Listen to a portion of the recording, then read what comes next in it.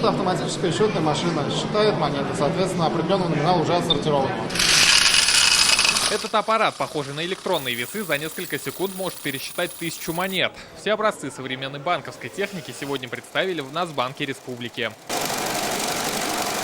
Здесь и счетные машины, и детекторы банкнот, и даже 1 000 000 рублей наличными в разных купюрах. Мила Рахимова пришла сегодня вместе с детьми. Нам самим интересно, мне кажется, мы тут глазеем больше, чем они. Всем интересно, смотрим, читаем. Удивляли не только современной техникой, но и экспонатами из разных стран. Например, эта выставка посвящена полимерным банкнотам 52 государств. Одна из низкого номинала 5 руфий Мальдивы, посвященная футболу.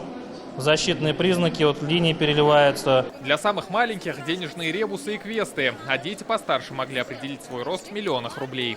Сегодня все желающие могут познакомиться и со спецтехникой. Например, увидеть вот такой бронированный инкассаторский автомобиль. Но увидеть не только снаружи, но и изнутри. Например, вот это отсек для перевозки денег. Обычно находиться кому-то, кроме инкассаторов, здесь строжайше запрещено. Но сегодня для всех сделали исключение.